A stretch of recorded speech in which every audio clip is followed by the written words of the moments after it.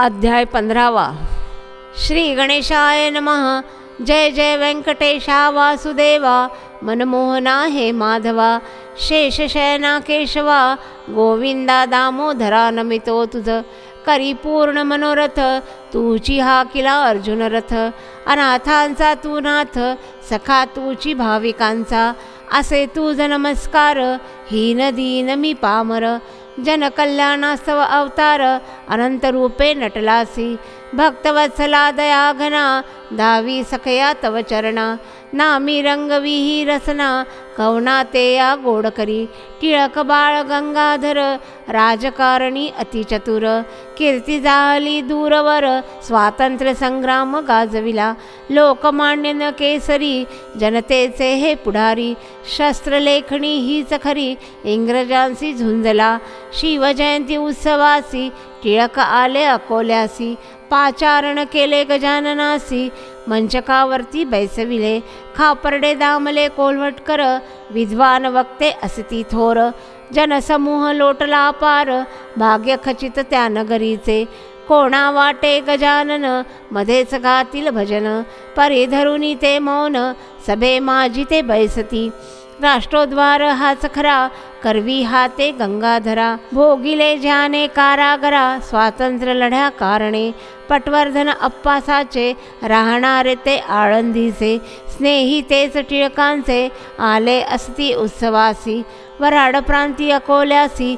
सभा झाली वैशाख मासी. अक्षय तृतीयेच्या दिवशी. सुयोग पर्वणीचा साधला. सभा यशस्वी झाली खरी. टिळक गेले कारागारी. टीकास्त्र सोडिले इंग्रजावरी. शुद्ध भाव तो अंतरीचा. भूत भविष्य वर्तमान. जाणती हे गजानन. जन असती हे सामान्य. कर्तव्याची ना जाणतया. टिळक असता कारागारी. गजानन देती प्रसाद भाकरी. खापर्ड्यासी वदती जा सत्वरी. टिळका कारणे ती द्यावया. मुंबईस गेले कोल्हटकर. प्रसाद घेऊनी भाकर. टिळक न करीती अव्हेर. कृपा प्रसाद तो स्वीकारिला. मंडाल्याच्या तुरुंगात. गीता रहस्य लिहिला ग्रंथ. गजाननाचा वरद हस्त. शिरी खचितची राहिला. कोल्हापूरचे करवीर. गोविंद सूत श्रीधर. काळे उपनाव साचार. गरिबीतच ते वाढले. शिक्षण तेही जेमतेम. परिबुद्धी ती उत्तम. यशधंद्या माझी हा भ्रम. द्रव्यार्जनाची नच शक्यता. टोगो यामा दोघे जण. मित्र यांचे खचित जाण. सवे यांच्या विद्यार्जन. थोर गुण हा लाभला. नसे कुणाची ती मदत. घरी गरिबी अत्यंत. तया मनी हीच खंत. मित्र एक भंडाऱ्यासी. श्रीधराने पत्र टाकून. सविस्तर कळवी वर्तमान. मनात होते ते कथन. मनसेसी त्या निवेदिले. मनसे शिक्षक साचार. श्रीधरावरी प्रेम अपार. मजकूर वाचुनी करी विचार. मनी निर्धार तो करीतसे. ठरविती दोघे कोल्हापूर. शहर असे ते गुलजार. पत्रोपत्री व्यवहार. निश्चित तो जाहला. घ्यावे गजाननाचे दर्शन. शेगावी त्या जाऊन. रेल्वे मार्गावर ते जाण. भावना अंतरीची जाहली. सद्गुरु चरणी ज्यांचा भाव. पैल तिला लावी नाव. स्टेशन ते शेगाव. गाठिले हो त्या दोघांनी.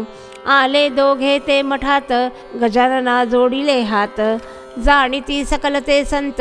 आशीर्वच तयासी लाभला. विचार न करणे आता. शांत ठेवा आपुल्या चित्ता.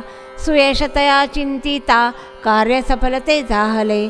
लौकिकास पात्र श्रीधर. ग्रामलाभे कोल्हापूर. संत साक्षात परमेश्वर. सुपंथ भक्तास दाविती.